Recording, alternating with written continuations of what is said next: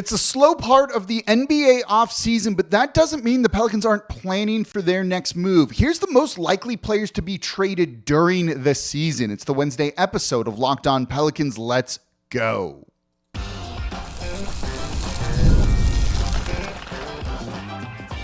You are Locked On Pelicans, your daily New Orleans Pelicans podcast, part of the Locked On Podcast Network, your team every day. Welcome to another edition of Locked On Pelicans, the daily podcast covering your favorite team, the New Orleans Pelicans at NBA, part of the Locked On Podcast Network, your team every day, available wherever you get your podcasts and available on YouTube.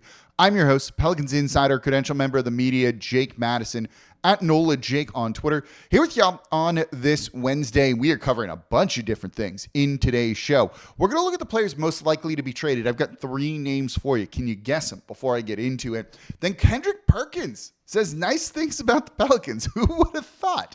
And then we're adding to the Mount Rushmore discussion with David West in today's episode of Locked On Pelicans. Today's episode of Locked On Pelicans is brought to you by Monarch Money. Take control of your finances with Monarch Money. Use code LOCKEDONNBA at monarchmoney.com for 50% off your first year. And of course, thank you for making Locked On Pelicans your first listen today and every day. We're here Monday through Friday, the #1 Pelicans podcast covering everything you want to know about this Pelicans team. So please subscribe wherever you get your podcasts and join over 11,000 Pelicans fans on YouTube as well and become an everydayer. That means you listen Monday through Friday to the Locked On Pelicans podcast. And if you're an everydayer, let me know in the comments down below.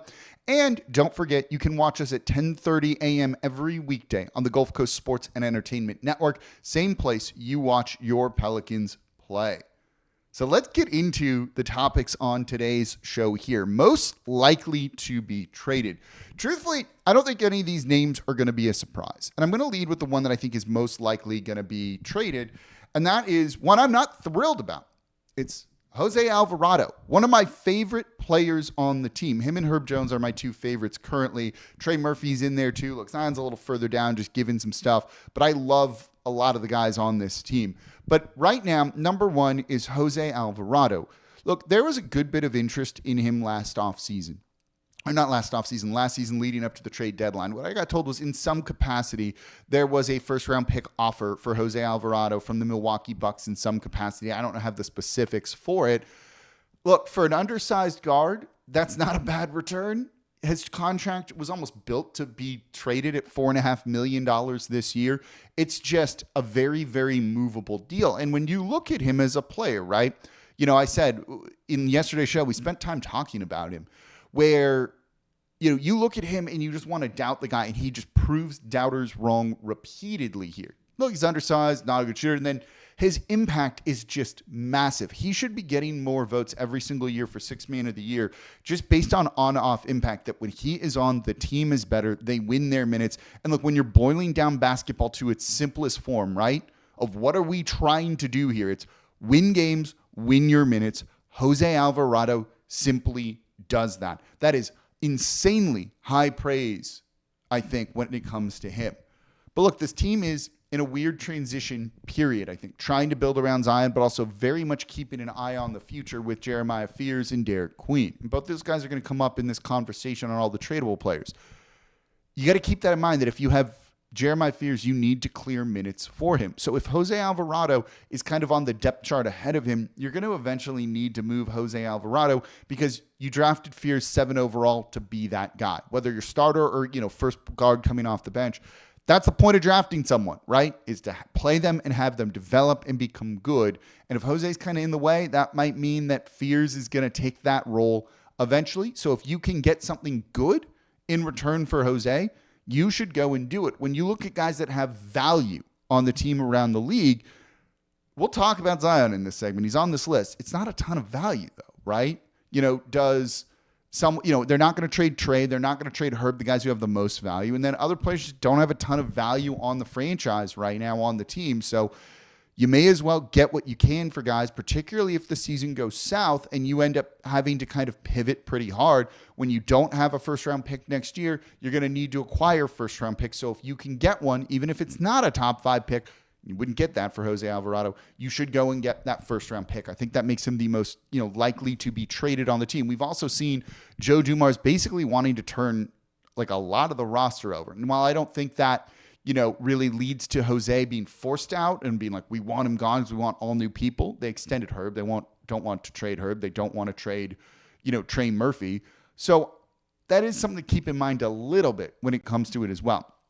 Next most likely to be traded, in my opinion, is Zion Williamson. And we've done a number of shows here about how they're building around Zion Williamson. So that seems to contradict a little bit, right? But depends on the circumstances. If this team wants to compete, they have to try and compete. They have to try and make the playoffs next year. You don't have a first-round pick as like fallback, right? You may as well try and be good. There's no point in being bad. But say you are bad. Maybe it's just the roster doesn't work. Zion's injured or someone's injured. I think they're going to look to try and move Zion just to see what you can get in return, or then, cut him in the offseason and waive him in the offseason.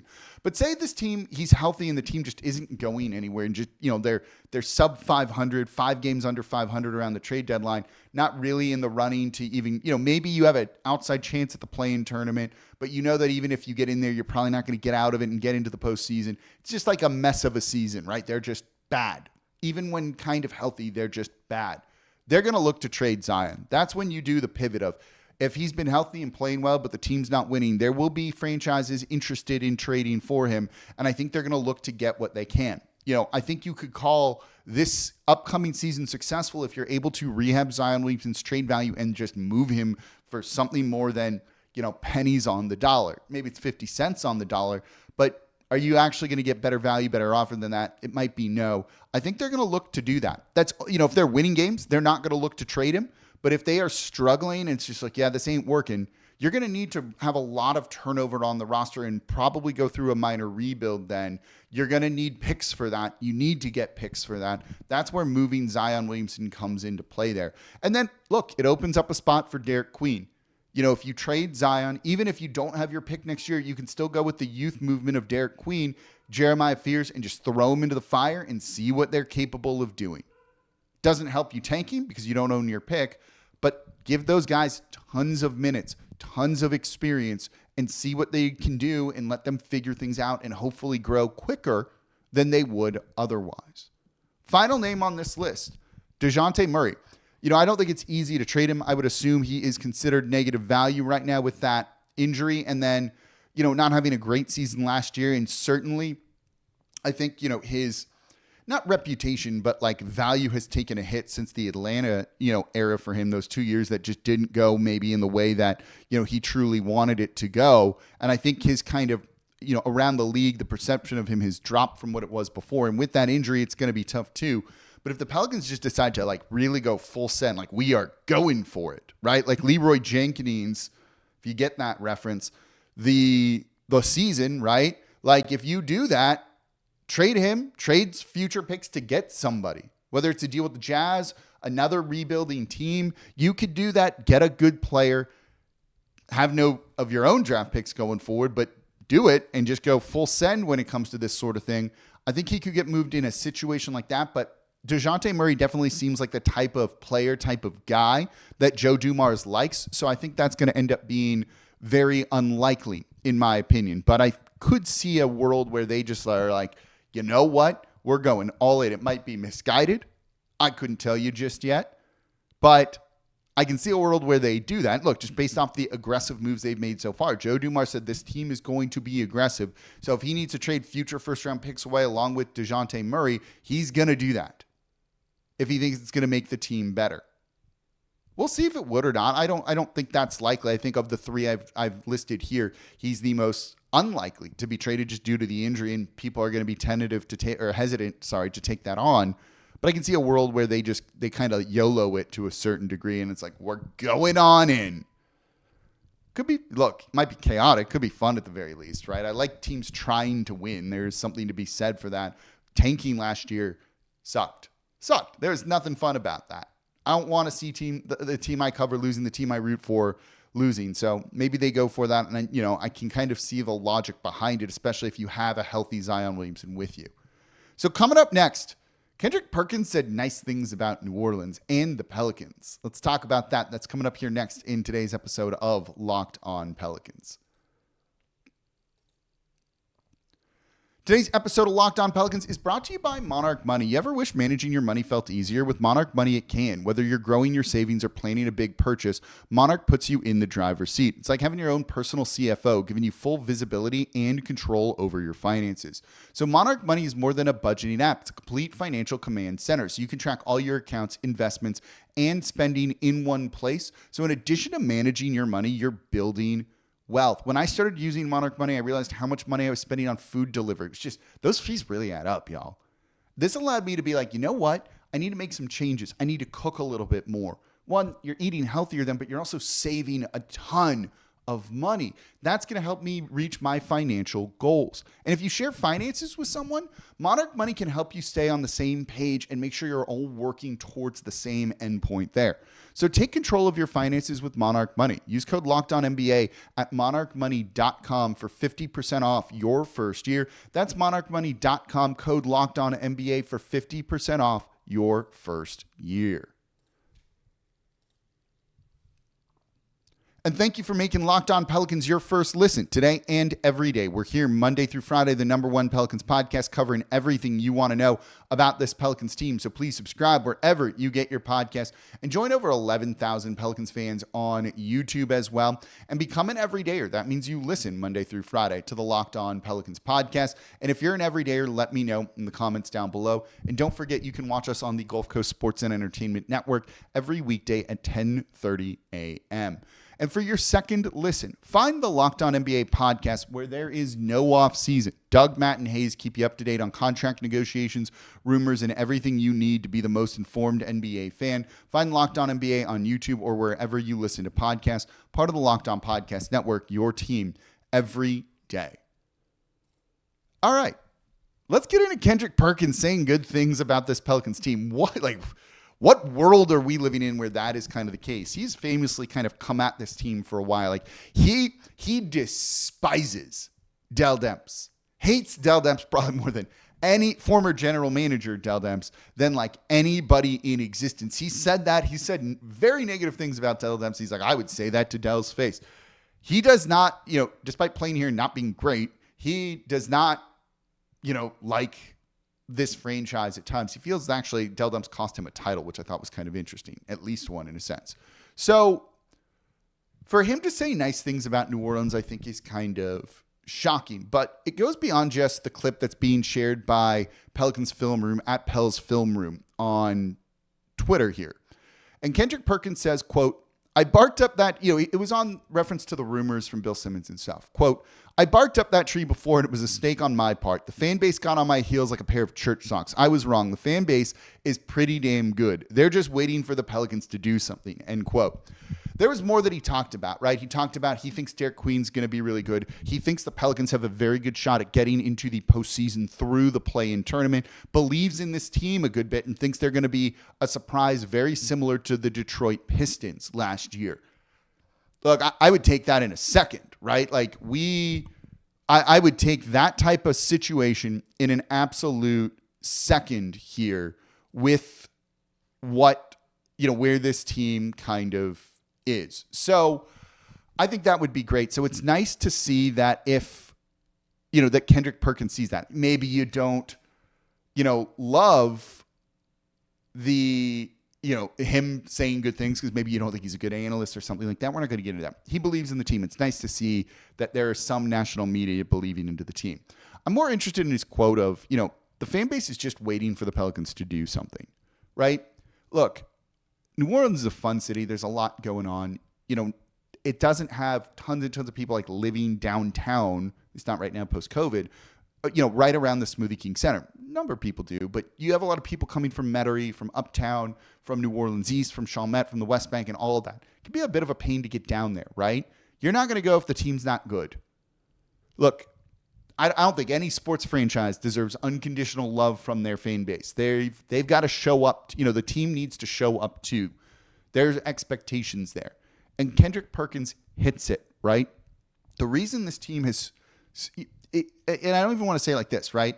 This team has not struggled with the fan base or anything like that in New Orleans. The team at times, through its whole history here, has not shown up in the way they need to show up for this fan base. We talked about it yesterday, talking about Baron Davis, and one of the reasons why I put him on the Mount Rushmore, aside from kind of being the OG guy for this team, was they made the playoffs back-to-back years. They've done that twice in franchise history. Just twice have they made the actual playoffs in back-to-back years. To do that is pretty important right now. Maybe in 10 years from now, if we reevaluate the kind of Mount Rushmore for this franchise, you wouldn't put Baron Davis on it. But right now, you kind of be the best player on a team that goes to the playoffs back-to-back years. I'm on board with it because you don't have that kind of success here. And we've seen that when this team is good, and we'll talk about David West, right? The golden era of not Pelicans, but like New Orleans NBA franchise basketball, the people show up, right? Those 07, 08 teams, that year, that place, the Smoothie King Center, the New Orleans Arena at the time, was freaking loud. You heard Tim Duncan and other players say, like, that's an intimidating place to play. That's because of the fan base. The fan base shows up when the team is good. A couple of years ago, when they were about to sweep the Portland Trailblazers out of the first round, the Pelicans, and I love this, I still have a screenshot of it, had to send an email out saying, like, don't actually bring brooms into the Smoothie King Center because they're not allowed and we don't want you to throw them out. And when I went there to cover it, you could see brooms in a trash can, like right outside the Smoothie King Center, because people wanted to do it because they were so into it. When they made the playoffs against the Warriors, I've hosted watch parties that the owners of the bar couldn't get back into the bar after they left for a few minutes because there were so many people there. This fan base shows up when the team is good. We did a couple watch parties that year. There was one very memorable night in a late game 2 against the Golden State Warriors. If you were there, put it in the comments down below. I want to know who knows about this. I'm kind of curious. Y'all had my back. That was pretty cool. I had it covered though. If you were there, if you know, you know. So this city shows up for the team when the team delivers on that. And look, even in the season after they deliver, when they fall on their faces, because that's how it's largely gone, the fan base shows up for a long time. And then it's like, okay, yeah, no, this ain't going to happen. So this fan base is here, right? JJ Redick with that comment of the Pels, there's 12 fans, and then it kind of spawned the name, the Pels 12. That Pels 12 has driven, that community group, Rel and all of them, and the others that are kind of the founders of that group, really led a lot of community-driven things. This year was a little hectic for me. And look, they weren't good, but those going to the watch parties at Mid-City Yacht Club and just hanging out with everyone, when that place would be packed with 100-plus people just on a Tuesday to watch a game, was so much fun. This city shows up for the Pelicans when the team is worthy of being shown up for. And again, they haven't done enough. There's no titles there to hang your hat on or lean back on, or very good, strong franchise history to kind of use as a buffer in the bad years. So when they're bad, when they're terrible, people don't show up. But, with that Pels 12 comment, right, people showed up. It kind of was a galvanizing moment for the fan base. When Kendrick Perkins has gone out of pocket and said those things, everyone came at him, right? Same thing with Bill Simmons the other day. And by the way, talk to some people around the team. Under no circumstances I'll be very clear with this one. Under no circumstances is Gail Benson selling the team. That is absolutely made it very clear to me from talking with folks about that, right? Those are just unsubstantiated rumors, because Gail Benson also knows that when a winner is here, people are going to show up and it's going to be an incredible atmosphere that doesn't really get replicated anywhere else in the NBA. And look, Perkins realized this because he got the bad brunt of it, right? And he even actually praised New Orleans as a city, which I thought was really great too. This was over at the Road Trippin' podcast, and his Perkins Unplugged. I like that. This was good. Good to see. Good on Kendrick Perkins for doing the correct thing here. And it's not someone I thought would be saying incredible things about New Orleans, but he kind of gets it. He gets the fan base, and I dig that about him. Coming up next, let's add David West to the Mount Rushmore of this franchise. I'll tell you why. It's kind of obvious, but let's get into it. That's coming up here next in today's episode of Locked On Pelicans.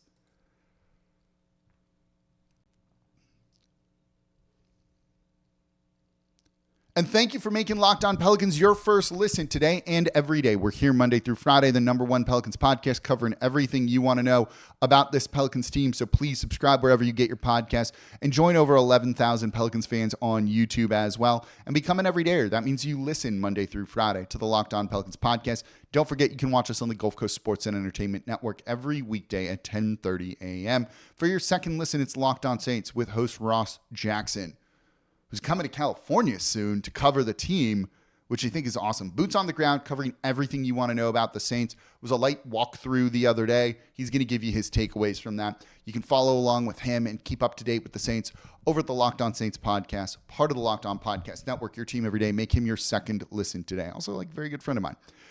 David West is added to the Pelicans Mount Rushmore here. 8 years with the team, 530 games played, 16.4 points per game, 7.3 rebounds. He got to the line. Where did the number go? Almost 4 times per game and shot at an 84% rate. Just a great player. 2-time All-Star in 07, 08, and 08, 09 as well, where he averaged 20.6 points per game and then 21 points per game. You know, his career in New Orleans ended, unfortunately, in the middle of the season against the Jazz with ACL, I think it was, in that game, which was a crazy double overtime win. That was a crazy game with Emeka Okafor and some stuff in there too. But look, this is one of the pillars of the best era in franchise history. And that team in 07, 08 that went as deep as they could and won 56 games, a franchise record. You know, you have to put him on here. You know, when you talk about like all-star games in the NBA, usually like the best team in the league gets 2 guys. This is kind of like the best era of franchise history gets 2 guys, in Chris Paul and David West. And look, Chris Paul was the best player, but David West was also a cornerstone of that team and arguably the heart and soul of the New Orleans Hornets during their most successful stretch in franchise history, right? And him having that just absolutely devastating, unstoppable at times pick and pop with Chris Paul that made it so tough on defense is that little just pick and pop move, hitting him in the mid-range game when that was the thing, like, was just money when it comes to that. He was reliable, unselfish, and tough dude, right? Basically like the emotional backbone of that team that was kind of setting the tone as a leader every single night. He was one of the best guys in mid-range, 15 to 20 feet. That was automatic for David West during that stretch. But he was also a pretty good post scorer as well. Could bang down low with a sneaky good, kind number of moves there too. You know, what I love about him was he was doing it efficiently and consistently. Every single year, you knew what you were going to get out of David West. And when you look at their division at the time, Tim Duncan, right? You also had Dirk Nowitzki in that conference as well. Zebo with the Memphis Grizzlies. Like, he was just as reliable as it got and battled with like all-time greats in Tim Duncan and Dirk, right? Zebo's a fun player, but that's not an all-time great level player. But David West, maybe not as good as those guys, right? Was absolutely, right in that mix and fighting with them in a way that very few other players could, right? 8 seasons with the team. Also, that longevity, I think, is really important. And this is someone who just never publicly complained about a single thing. A single thing. Look, when the time was done and the team was clearly about to go through a rebuild and there was issues with ownership and all of that stuff, right? Being bought by being sold to the NBA because George Shinn was basically insolvent. You didn't hear him complain. He just quietly left and went to the Indiana Pacers. It's like, we understand it's time.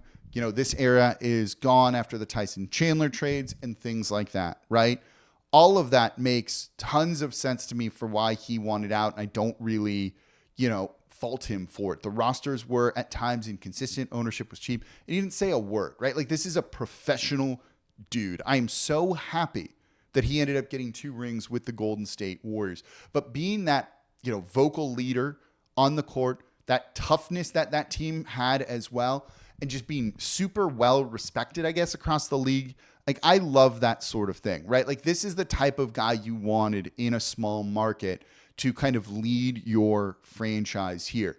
And again, being part of the biggest era of the team's history. He's top 5 in games played, points, rebounds, and minutes. He's a 2-time All-Star, so he wasn't just, along for the ride with Chris Paul. This is someone who just kind of brought it nightly and was just such a fun player. And look, is Chris Paul's career as successful if he doesn't have a guy like David West to form that pick and pop combo, right?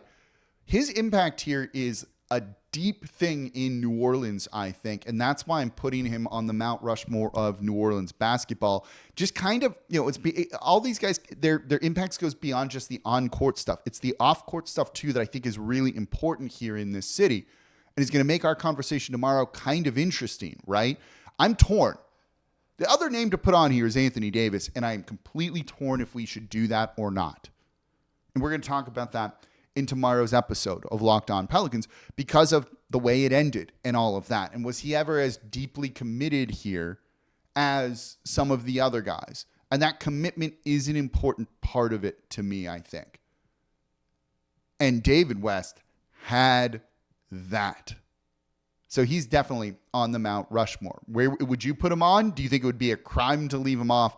Let me know in the comments down below on YouTube. So more on Mount Rushmore tomorrow. I've got a couple of other things planned for the show as well that I want to look at. Who do you think is most likely to be traded? Is it Jose Alvarado, Zion Williamson, Murray? Is there another name in there? Look, Hawkins, I think, could get thrown into that mix as well, certainly, depending on, where they go in certain directions with this team, though they kind of need the shooting. I think when you look at some of the guys on here, others are going to be kind of safe. They're not going to trade Jordan Poole, right? I think Saddiq Bey, there's not going to be much of a market for him coming off of the injury, but we'll probably look at him in tomorrow's show as well.